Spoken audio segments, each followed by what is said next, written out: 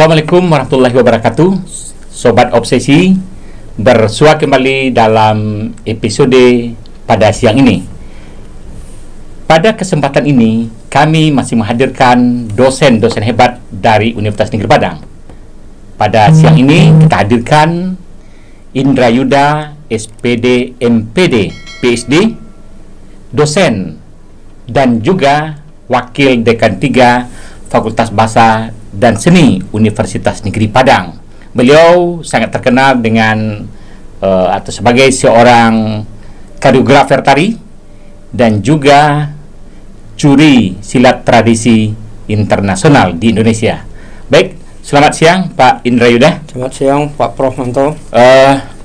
Pertama kami ingin tahu, Pak Indra Yuda sekarang dikenal itu sebagai koreografer tari ya? Iya. Itu bagaimana cerita atau sejarahnya? Memang bakat dari tentang tari ini sejak kecil atau gimana? Sebetulnya dari kecil itu olahraga. Oh, kecil olahraga? Pemain bola, pemain takraw, bela diri. Oh, bela diri, takraw, sepak bola? Ya, tapi karena Ibu Sopiani mengajar di Indarung untuk kebutuhan seremonial manajemen Padang. Jadi Bu Sopiani melihat gerakan, karena kita pesilat kan geraknya kan bagus, itu silat. Kamu jadi penari sajalah gitu kan gitu. Ya makanya saya disuruh menari oleh Bu Sopiani. Berarti menari sudah sejak SMA kelas 1. Sejak SMA kelas 1 sudah menari? Sudah menari. Sebelumnya dari kecil olahraga. Olahraga. Silat dan sepak bola. Oke. Baik, kemudian bagaimana waktu itu? Orang kan kadang-kadang yang secara umum kalau menari ini pasti perempuan pada umumnya begitu ya. Nah, itu bagaimana ceritanya dulu? Bersedia saja atau bagaimana? Mula-mula menolak. Tapi dirayu Bu Sopiani, katanya kamu kan geraknya gerak silat, kamu pesilat. Ya tak apalah, kan kalau di ini kan geraknya gerak silat juga kan, waktu itu Pak Nizam yang ngajar. Si John Ronggeng, Am Bambang, ya John Ronggeng yang dosen fik gitu. Jadi melihat begitu, ya udahlah saya terima gitu. Oh gitu. Oke. Berarti yang silatnya juga sejak SMA sudah ada atau sejak kapan? Sudah SD. Sejak SD sudah ngerti silat? Ya, sama perguruan Sakato. Di mana tuh? Di Indarung. Di Indarung. Oh. Ya, gurunya Pak Zed Bastiar Said sama Adri Simon. Oh, berarti silat ini sudah malah lebih dulu dari tari. Dulu dari tari. Oh, lebih dulu dari tari. Oke. Baik, berikutnya setelah tamat SMA itu memang mendalami selain ikut di sanggar tadi, memang ikut ke pendidikannya mana selain itu? Jadi setelah SMA menari sampai ke istana, sampai berbagai daerah. Itu waktu SMA? Waktu SMA. Setelah kuliah baru ke luar negeri. Pas pokoknya kelas 3 SMA udah ke luar negeri sebetulnya. Ke luar negeri? Tapi langsaran ujian. Nah, jadi tapi nggak masuk Sanggar Sopiani. Masuk Sanggar Indojati. Oh begitu. Indojati ini beda? Beda. Tapi yang ngajar nari Bu Sopiani, yang mengangkat motivasi untuk jadi penari Bu Sopiani. Tapi masuk grup Indojati. Masuk grup Indojati. Tapi di grup Ibu Sopiani pernah juga? Enggak, membantu-bantu saja. Membantu Ibu. Tapi tetap menjadi anak kesayangan Bu Sopiani. Karena murid yang dibanggakan Bu Sopiani. Oh gitu. Oke. Baik, setelah itu pendidikan S1 akhirnya memang masuk ke bidang enggak. Setelah di Indojati masuk Bungata Ekonomi. Ngambil jurusan manajemen. Manajemen, pernah sempat kuliah? Kuliah sampai tahun 3. Tapi sampai tahun 3? Tahun 3, 86, tahun 3, 86 juga masuk Senda Tasik. Baru Bu Sopiani ketemu lagi di Bung Hatta. Bu Sopiani mengatakan, "Kenapa kamu di sini?" Ya, kamu kan Senda Tasik saja, makanya baru mau ke Senda Tasik. Bu Sopiani juga merayu.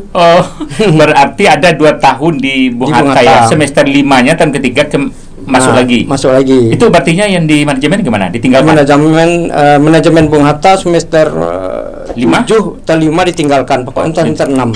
Ditinggalkan akhirnya. Ditinggalkan, ya. Karena nggak sanggup dua-dua kuliah nilai yang beradul nanti kan. Pilih yang Senda Tasik aja. Pilih di Senda Tasik. Ya. Oke, berarti baru dia masuk akhirnya Bu Sopiani juga ya. Sopiani juga ketemu di Senda Tasik. Bu Sopiani yang nyuruh. Nah, sampai Bu Sopiani yang memotivasi untuk jadi dosen, untuk berkarya semuanya. Oke. Berarti waktu itu kan menari. Ya. Tapi kemudian mencipta tari itu sejak kapan? Nah, mencipta tari itu setelah tahun 84 itu sudah jadi asisten koreografer di Indojati. Oh, di 84. Apa di Sanggarnya ini ya? Sanggar 84. 85 sudah mulai membuat tari pendek. 86 udah mulai jadi koreografer muda. Sampai sekarang. Oh. Karena iklim Taman Budaya kan iklimnya waktu itu sangat kreatif. Bergaul dengan orang sastra, bergaul dengan orang teater. Bukan dengan orang tari aja, bergaul dengan orang musik, orang lukis. Akhirnya kita dimotivasi untuk menjadi koreografer. Kebetulan 87 koreografer utamanya Firmansyah almarhum pindah ke Jakarta. Nah, otomatis saya yang jadi koreografer. Kemudian di Senda Tasik tadi juga akhirnya mengembangkan koreografer itu mengembangkan koreografer juga dan membina kawan-kawan juga. Kawan-kawan kakak kelas juga dibina. Jadi artinya masuk ke Senda Tasik udah punya bekal koreografer. Udah punya bekal sudah bekal punya macam-macam, udah luar negeri macam-macam, baru ke Senda Tasik. Baru Senda Tasik. Ya. Akhirnya nanti dikembangkan juga di Senda Tasik gitu ya. Ya, tapi main bolanya tetap 86 baru udah berhenti main bola. Itu main bola secara di klub Persib Semen Padang. Oh, klub Semen Padang. Semen Padang. Dulu SMA Semen Padang menjadi malah seksi olahraga di OSIS. Walaupun kita menari tapi kita jadi seksi olahraga di OSIS. Kita menjadi motivator teman-teman main bola. Kebetulan kan di Indarung itu kan Blok M itu kan lapang bola Cubada itu dekat rumah. Ya, jadi anak-anak itu semua yang di komplek itu pandai main bola. Ya kan tadi ada lapangan ya. Malah ada pemain PSSI Garuda namanya Aspinal itu dekat rumah. Jadi anak-anak situ tuh banyak yang dulu menjadi pemain bola Persib itu banyak. Oke. Berarti Pak In dulu main bola juga. Ya. Kemudian tadi silat tadi juga. Silat juga, nari juga. Kemudian nari juga. Ya. Tapi setelah nari dan main bola, silat tinggal sementara. Oh, silat tinggal sementara. Iya. Itu masuk pernah pula latihan kempo juga. Oh, kempo juga. Iya. Jadi campur-campur lah. Senam lantai juga. Oke. Tapi biasanya orang ini kan agak tabrakan ya. Biasanya orang memandang kalau tari dengan bola ini kan dengan silat pun orang berlainan, berbeda gitu ya. Tapi mungkin karena karena silatnya tadi ya. Ya, gerakannya. Gerakan silat tadi ya. Oke. Kemudian tidak ada anggapan waktu dulu itu banyak orang biasanya kan kalau tari ini jarang yang laki-laki masuk. Itu bagaimana dulu menghadapinya itu? Ya, jadi begini, karena yang memotivasi itu ada adik Bu Sofiani ini namanya siapa lupa nama Danal atau siapa itu juga pesilat juga pesilat, dan setelah itu masuk ke Indojati yang guru tari di Indojati juga pesilat. Anak Kotanau, orang Kotanau Firmansyah ini pesilat, dan gerakannya semua dari silat. Silat Tuo Kotanau dan macam-macam gitu. Jadi pas Indojati itu tidak ada diperkenalkan yang manja-manja. Tidak ada pernah, cuma semuanya balabe, semuanya langkah hampe, semuanya itu. Jadi karena melihat begitu, semuanya yang anak Indojati juga tidak ada yang sepertinya setengah laki-laki dan perempuan. Makanya timbul motivasi, jadi ini tidak masalah ini. Karena beda ya, gerakan tarinya tidak seperti tari, karena ada gerakan-gerakan silat. Lombangnya ada pasamban segala macam, ada piring, ada tarian karya-karya Firmansyah itu pun semuanya geraknya merentak, merentak, gerak pitunggu dan segala macam gitu. Makanya akhirnya ada di sini aja lah. Kebetulan main bola persaingan kita karena pendek kan gitu. Walaupun kita main gelandang, jadi pas pernah dilatih oleh Jenny Wardin, Mahwel itu. Jenny Wardin pemain Satria Peri dulu pemain PSP. Kebetulan saya juga anak murid kesayang sama Jenny Wardin. Yang seangkatan saya yang jadi dulu namanya Karil Ansar. Tapi dulu sama di Popsi Sumbar. Nah, itu sekarang dia udah pernah juga menjadi pemain PSSI Garuda. Satu angkatan Karil Ansar. Di sepak bola. Berikutnya kita lihat koreografer tadi. Kemudian karya-karya Pak Indra Yuda itu ditampilkan di mana saja itu? Karya-karya saya sudah ditampilkan di Belanda, di Jerman, di Prancis, di Italia, di Korea. Itu melalui sanggar tadi? Melalui sanggar. Itu dananya kalau pergi ke luar negeri itu waktu itu bagaimana? Dana dari ada yang dari Kementerian Kepariwisataan. ada yang dari gubernur, dari Pemda Sumbar, ya. Ya, ada yang dari Kemendikbud kalau tidak salah. Nah, jadi ada yang undangan langsung dari orang masyarakat Italia. Oh iya, iya. Ada langsung dari undangan orang Italia itu, dia yang mengundang itu. Oke, ya itu kan koreografernya itu biasanya ada yang langsung sebagai penarinya, atau orang lain? Kalau masih muda-muda dulu kita koreografer kita langsung menari juga. Langsung nari juga. Ya, jadi walaupun ada penari yang lain kita juga karena kan tariannya tari kelompok. Jadi kita ikut juga menari. Kadang-kadang saat itu ada juga yang orang lain yang menarikan, kita mengatur saja. Kita mengatur saja, kita yang membuat tarinya saja ya. Seperti ada festival folklore di Foletang, Montoa di Perancis itu kita ada karya yang rapai, kita nari pada sebuah karya kita tak menari, cuma ngatur. Oh, kita koreografer saja. Iya, koreografer saja. Oh, oke. Berarti tidak hanya koreografer ya, juga sebagai penari. Sebagai penari. Pernah dulu di Solo Dance Festival Internasional di Solo, itu langsung koreografer tariannya tunggal. Oh, tari tunggal ya. Ya, koreografer nari, koreografer juga yang sebagai koreografer, sebagai penari. Iya, sebagai penari. Yang tampil itu namanya mana? Tari kelompok atau tari tunggal? Yang tadi semua tari kelompok. Tari kelompok ya. Yang di Solo Dance Festival itu yang tunggal. Ada duet juga di Gedung Kesenian Jakarta, festival lupa namanya itu duet. Yang penarinya Joni Andra sama Alfiandri. Jadi Joni Andra yang sekarang ada dia mantan penari saya. Penari juga. Di Gedung Kesenian Jakarta ada festival internasional nggak salah. Oke. Jadi memang terakhir itu memang banyak juga yang penari ini laki-laki itu ya memang ya. Ya saya memilih penari tidak pernah yang lembek. Oh, karena gerakan tadi ya? Ya, gerakan tadi. Karena karya-karya Pak Indra Yuda, karena lain lain karakteristiknya style, itu ya. Ada senam lantainya, ada gerak silatnya. Makanya harus bisa keras. Iya. Jadi termasuk. Terus dulu pernah 3 kali mau ke Sumbar untuk festival di nasional. Mewakili Sumatera Barat? Iya. Sebagai koreografer atau sebagai penari? Sebagai koreografer, sebagai penari. Yang dua tarian itu sebagai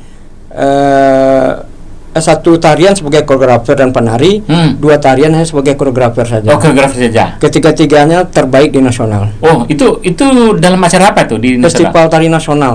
Festival Tari Nasional. Tahun 87, tahun 91 sama 95. Utusan Sumbar. Utusan Sumbar ya. Tapi terbaik nasional gitu ya. Terbaik nasional. Oke. Waktu itu Mendikbud Fuad Hasan. Oh, masa Pak Hasan ya. Pak Hasan. Sama terakhir 95.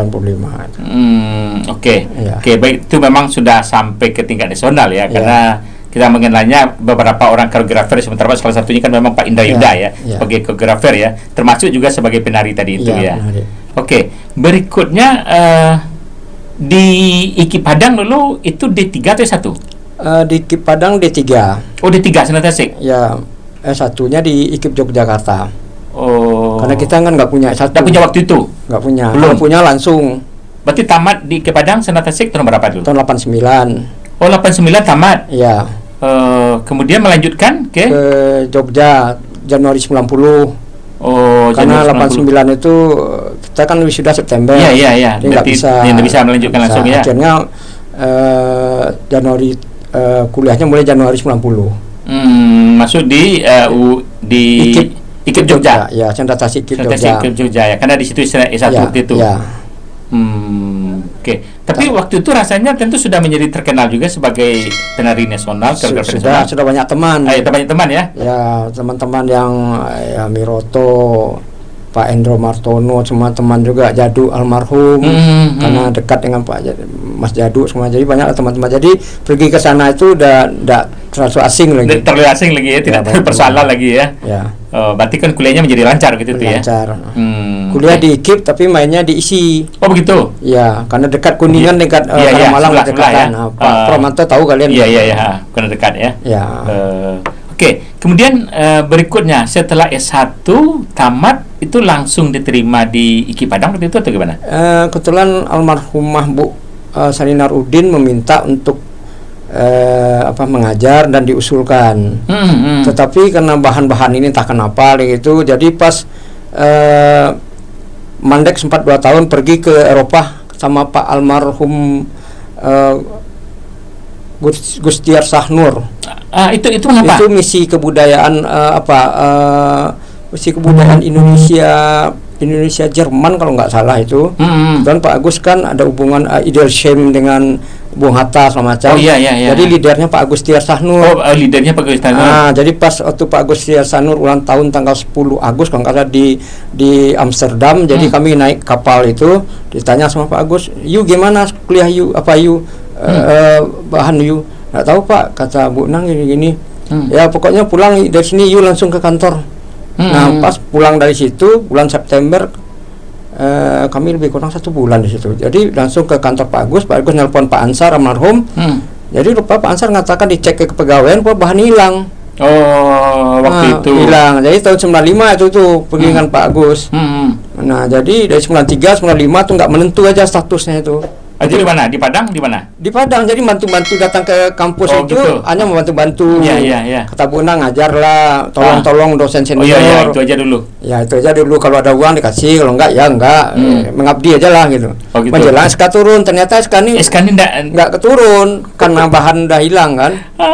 Akhirnya baru dimasukkan lagi. Akhirnya masukkan lagi, tapi pas sebulan masuk tiba peraturan tes. Akhirnya tes akhir lulus. Keluar SK Januari 96. Ya gitu. Jadi itulah ada juga upaya Pak Agus almarhum di situ. Oke. Berikutnya setelah itu pendidikan S2 kapan? S2-nya 2002. Rencana mau ke Malaysia langsung, tapi pikir-pikir kan umur dah sekian, bagaimana untuk mengejar golongan. Iya. Ya pikir kuliah di Padang aja lah, di UNP. Akhirnya kuliah di UNP waktu itu ya. Ambil sosiologi antropologi. Sosiologi ya, antropologi. Karena ada itu setelah itu tamat 99 masuk. 99. Nah, tamat 2002. Nah, jadi Pak Imran Manan almarhum mengatakan, ya kamu kalau memang ya ke Malaysia juga lanjutkan aja lah. S3. Ya, kalau enggak saya rekomendasi kamu ke UI. Ambil antropologi di UI. Ya. Kawan-kawan saya banyak di situ, kata almarhum Imran Manan, Pak Imran, Prof Imran. Dan itu akhirnya pikir almarhum Nepi Imran juga mengatakan ke Malaysia saja. Ada teman di Malaysia juga banyak, Prof Anis, Muhammad Nur. Juga kami mendirikan World dan Alien Asia Pasifik chapter Sumatera. Akhirnya ya berangkatlah, diajak teman-teman yang lain, Nerosti, Darmawati itu berangkat ke Malaysia. Itu di Universitas apa? Universitas Malaya awalnya. Awalnya di Universitas Malaya? Ya, pas terima di Universitas Malaya, dengar-dengar cerita biayanya mungkin agak besar juga, ya kan? Kuliahnya terlalu banyak. Akhirnya cari teman, ada juga Prof Zainal Abdul Latif di USM. Dia bilang kamu pindah aja. Akhirnya pindah ke USM. Akhirnya sampai selesai di USM. Ya, jadi yang merekomendasi Pak waktu itu harus ada berapa orang profesor, salah satunya Pak Imran Manan. Itu waktu itu kuliah dengan dana apa? Itu dana pribadi. Dana pribadi malah. Dana pribadi. Jadi dana pribadi karena pokoknya semangat aja. Terus akhirnya diurus, baru dapat bantuan Pak yang gubernur, yang Pak Gemawan mencita-citakan sekian gubernur. Sekian doktor itu. Sekian doktor itu. Dengan bantuan daerah ininya ya. Jadi alhamdulillah bantuan gubernur ada, uang pribadi juga ada. Udah dapat bantuan gubernur 3 semester. Yang lainnya biar uang pribadi. Iya, karena keluar negeri ya. Iya. Oke, berikutnya kita sekarang masuk ke dunia tari kembali. Ini kan tadi tentang profil ya. Kita masuk ke dunia tari. Itu tari tradisi dengan yang koreografer tadi itu tari modern maksudnya tuh ya. Ya, yang saya yang menggarap itu tari Minang modern satu, modern, dan memang tari-tari modern, kontemporer modern. Kontemporer ya. Kalau tari tradisi itu anonim, tidak ada koreografernya berarti ya. Kalau tradisi udah jelas anonim. Anonim ya? Ya, seperti di kampungnya. Iya. Di pesisir kampung kita itu kan tari rantak kudo. Iya, itu biasa tuh. Tari piriang misalnya. Tari piriang, nggak tahu orang penciptaan nggak tahu. Nggak. Cuma udah kita sepakati aja dari dulu bahwa ini tari nenek moyang kita, ya sudah gitu aja. Siapa yang mau dicari kemana, siapa penciptanya, belum sampai sekarang belum Belum, kecuali ada yang tarian tahun 60 50 ya, tetapi dia main tradisi, itu tapi tidak menjadi milik bersama, kan milik pribadi. Karya Rashid Manggis misalnya, Usman Gumanti kan tahun 50-an itu. Itu ada penciptanya, tapi kalau itu kan tarian tradisi seperti Rantak Kudo, Tari Piriang itu kan bisa umurnya berabad-abad. Dan itu turun temurun gitu ya. Itu apakah dimungkinkan ada perubahan atau enggak? Itu bisa terpelihara itu? Pasti saja ada perubahan. Sama orang latihan silat juga. Dia aliran silat tuh. Lupa geraknya 1-2 di karangnya jalan lagi. Kayak gitu. Tapi tetap juga kalau orang dulu kan tidak sekreatif seperti sekarang. Apa yang dapat itu yang diajarkan.